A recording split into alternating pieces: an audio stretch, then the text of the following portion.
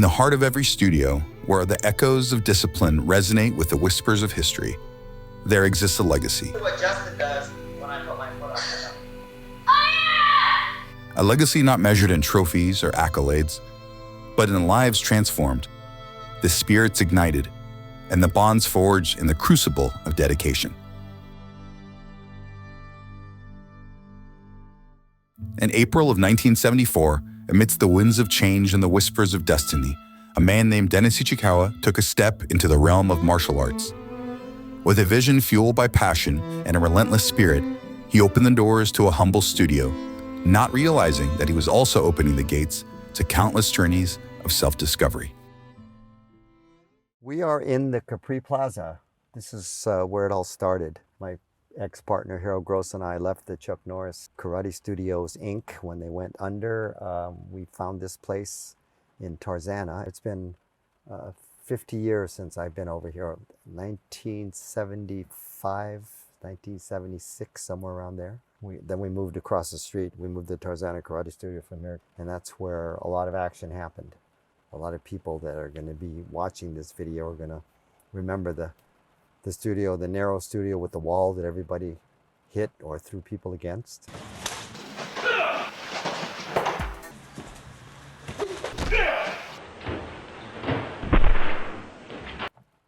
This is where the first Tarzana Karate Studio was. We had two suites, 19590, 19588. And just looking in here is a real trip. A men's and a women's locker room. We had lockers in there. We had showers in both. We had two offices up in the front, and we had bench seating on this around the perimeters. It was just too bad the landlord had to change the rent, so we couldn't afford it anymore. But it was a good, 3 or 4 years in here.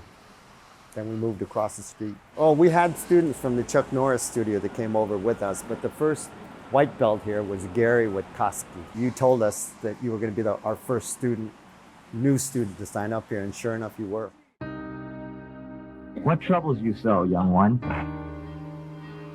Master, sometimes when we perform our form, I see strange things, phantoms or ghosts. I see scenes of victory and of defeat, bravery and cowardice.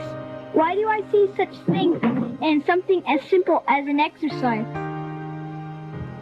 You have learned much of karate. You are proficient in its movements, and your spirit is great. But there are many questions you must answer, many things you must learn to become a complete martial artist. Yes, I have many questions. Tell me the answers and I shall learn. Ha ha ha. Your enthusiasm is great, young one. No, this lesson I cannot teach you. This lesson you must learn for yourself. How can I teach myself? Prepare your things. We're going on a journey. But beware, you'll learn many things on this journey. It's also filled with many dangers and many unknowns. You still wish to go? Yes, Master, I fear nothing. Remember, young one, a man who does not respect fear becomes careless. A wise man respects fear, but does not let it stop his progress. Yes, Master, I remember. Then prepare yourself. We are going on a great journey. A journey to find the meaning of karate. For 5 decades, Great Grandmaster Dennis Ichikawa has been more than an instructor. He's been a beacon of guidance, a guardian of tradition, and a custodian of values. Through every kick, every punch, and every lesson imparted, he has woven a tapestry of inspiration that stretches far beyond the walls of his studio. Nearly 1,000 black belts bear witness to his wisdom. They stand as living testaments to his teachings, carrying forth the torch of his legacy into the world. Among them, leaders have emerged, schools have been flourished, and lives have been enriched.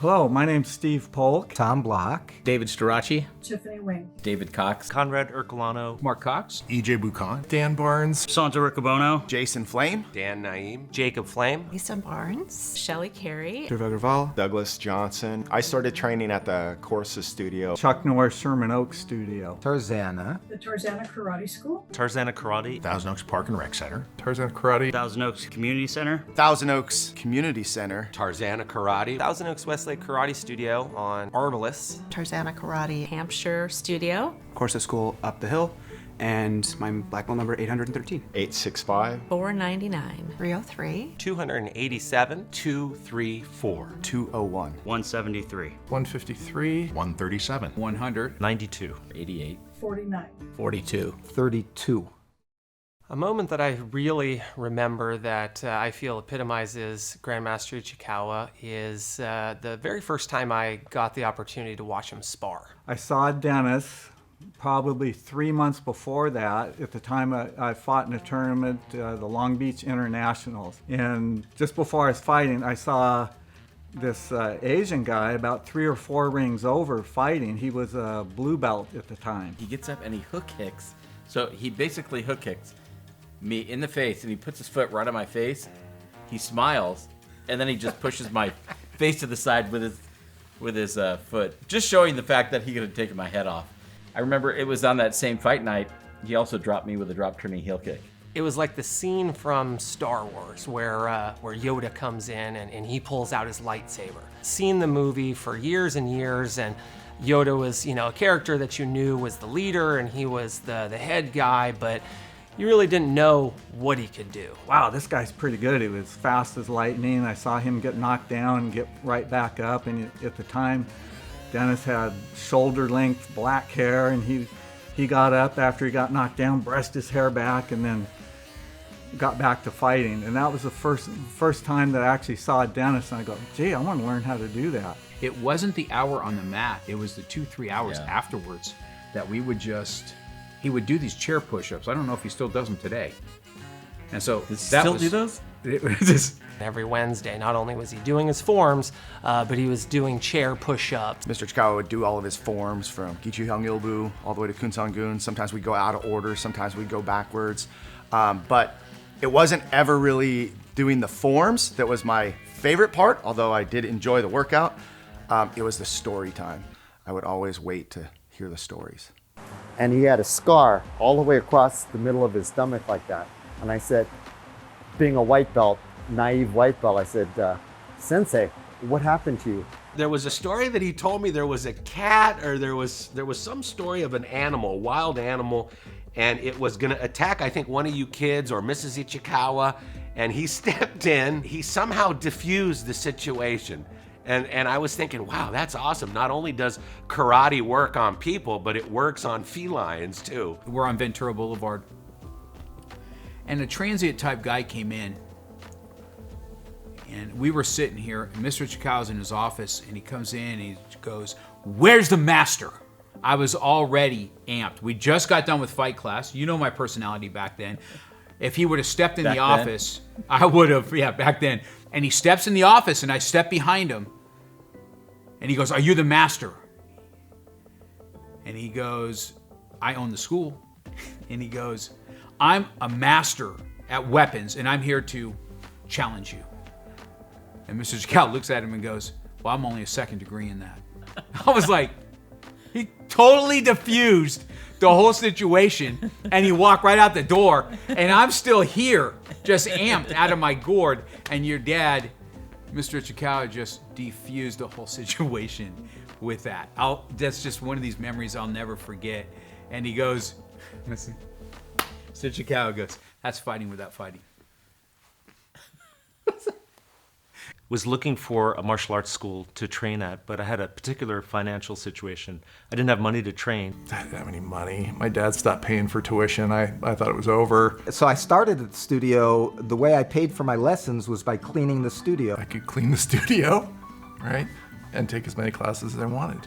We used to mop the floors and clean the mirrors and and all that stuff. And it taught us a lot about respect for things, humility. I soon found out that I had no idea how to clean a studio, much less clean the various parts of the school. So he had to teach me how to clean the toilet.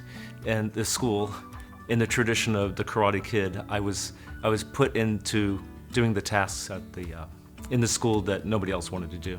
That allowed me to continue to train and to go on, because that probably would have been the end.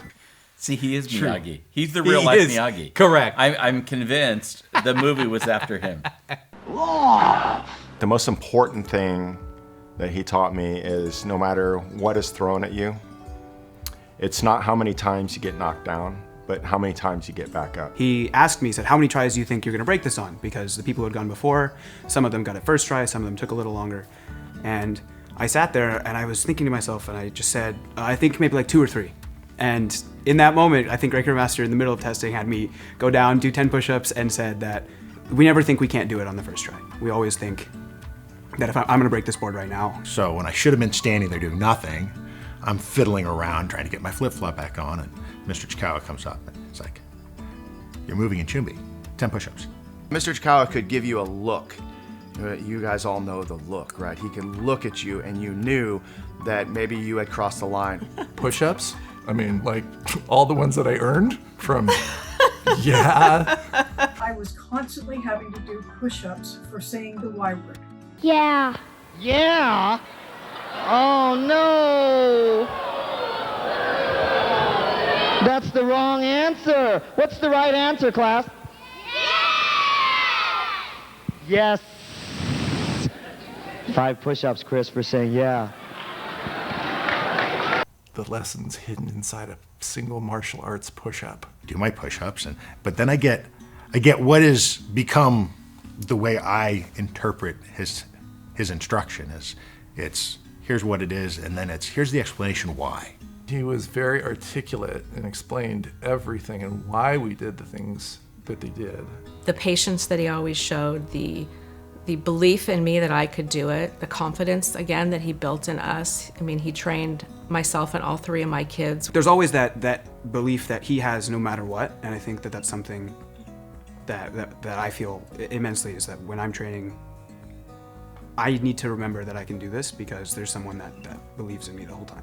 I mean, I think that as a martial arts instructor, he cared about each student, and he made sure you knew what to do and that you had it right, and that before you moved on to the next thing, that it was part of you. To know that you can hear Great Grandmaster's voice in the back of your head saying, this is what you do, this is why you do it, and then having it all finally make sense. Yeah. That to me it's not just one moment or one memory, it becomes part of your being. It becomes part of the fiber of who you are. Mr. Ichikawa was always there to teach us, to push us along, to make sure he knew where, if we were gonna fail, how we can get better and succeed. I look at the training I got and how it came across to me, and it's absolutely affected how I do stuff going forward. He didn't stand for mediocrity. He knew his students. He knew who had limitations, who had talent. Quality of Master Ichikawa's teaching, the pursuit of excellence, to strive to be the best you can do, the details. It was always about the details. His wisdom is always in his teachings. It may be subtle at times, but if your mind is open, you'll hear the message. Pat Johnson was both of our instructors for a number of years, and Pat was known for being a real hard, tough guy. I remember Dennis telling me that Pat called him and said, hey, I want to go to lunch with you. And Dennis is thinking, okay, he's going to fire me for something I did. So they get to the restaurant and they're talking. He says, okay, Dennis, I have something for you. And he goes, okay, well, what is it? He said, I want to know what you think of me. And that's the least thing you would think Pat Johnson would ask you, because of his kind of gruff, tough nature. And so they got into it, and Dennis was not afraid to tell him what he really thought. people respect you, but you don't have to be so callous and so tough on them. And he goes, well, thank you very much. I appreciate it. And from that point on, Pat Johnson hit a turning point in his life. He went from being that kind of gruff, tough guy to somebody that was a little more understanding, that people really got to know and enjoy. That meeting where Dennis told him what he really thought was a turning point in Pat's life. One of the values he had is outside of just the art itself, is how he would lead. And he would give opportunity, and he would trust. The knowledge of how to interact with different students. Every time I sit here in this school, I can literally feel the tradition. I walk in this school and feel like the 10-year-old that started in 1985 and still get the goosebumps of what it was like to be a student of Dennis Ichikawa. You know, the lessons that I learned the most are the impeccable attention to detail that he has for his martial arts. He walks the way he talks. And I see this in the studio, and I also see it with the way he interacts with his family and others that come to the studio. I think he was probably the first teacher that I ever thought to myself, because I was an adult, this teacher knows how to teach. There are people who teach and care, and there are people who just teach. And Mr. I teaches and cares. Remember on my black belt test, I had somebody retest me. And other people wanted to retest me. You know what Mr. Ichikawa asked them all? Mr. I asked him with McMeekin and said, if you were in a street fight, would you want him on your side? And that's when I know he was in my corner. His kindness and his compassion and his understanding and forgiveness were some of the key qualities that I saw and took away. So many thank yous. It's just, there's a feeling of warmth that I feel when I genuinely think of this place as my second home. We would, gobble down our food. They do their homework. We were here for hours every night. There isn't any place that I would have rather been or any people I would have rather spent those years with. We made such wonderful friends, and it's like family. I've spent more afternoons in a karate studio, doing homework, teaching, taking class, just hanging out because it's where I wanted to be. It's where I met friends. It's where I grew up.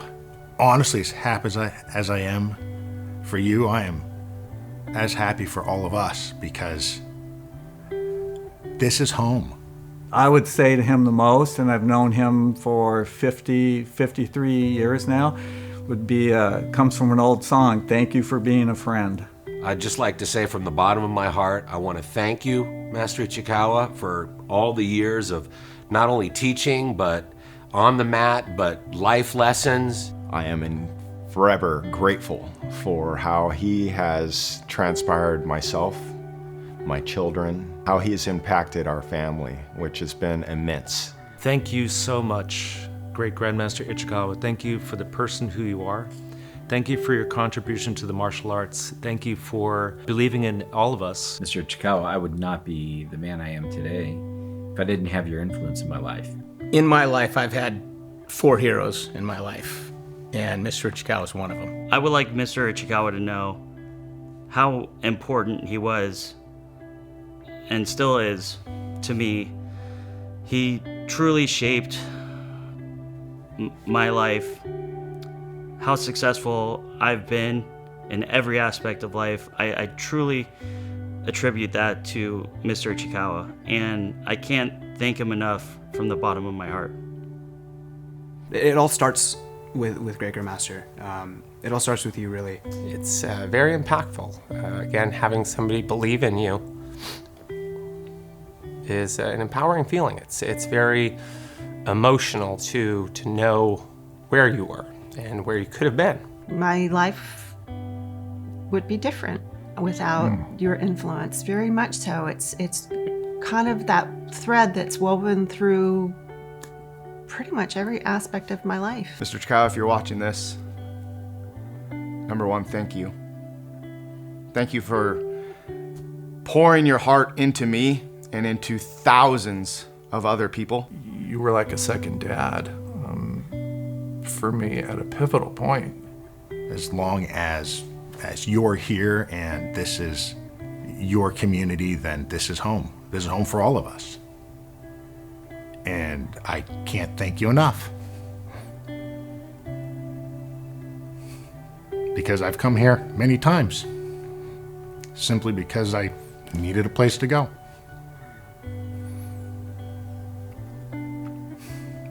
And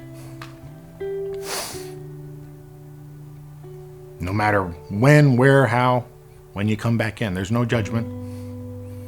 You're always welcome. And I can't thank you enough for that. Thank you. When you look in the mirror, who do you see? If you see yourself only, he says you're missing the point completely. He says when you look in the mirror, the reflection in the mirror should be you and your heroes, the people that got you to where you are today, the man or the woman that you've become. And Mr. Ichikawa, you're in the mirror with me. Thank you. Eternally grateful that I met you and you shared what you did with me. I'll never forget it. Thank you for giving me the opportunity to provide for my family and giving me the blessing of opening my martial arts school. I appreciate the opportunity to let you know how I feel very much. You are the epitome of what American Tong Soo Do is. I know that we love Chuck Norris and what he started for us, but you are the epitome of what American Tong Soo Do is today. There's no other instructor or coach that has as many schools underneath him that came from your tutelage in that Tarzana Karate Studio. From the bottom of my heart, I love you. I miss your strong, stable force in my life. You are a special person, and I was fortunate enough to have you be a part of my life. Thank you for teaching me. I really appreciated it, and I don't know if I ever really stopped to tell you how much. So much appreciation, and a big apology for the big messes.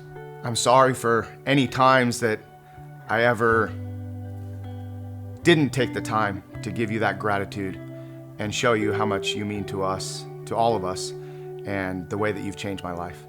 Thank you, and I love you. Mr. I is family. This community is family, but Mr. I is our parent. Mr. I is what holds the family together.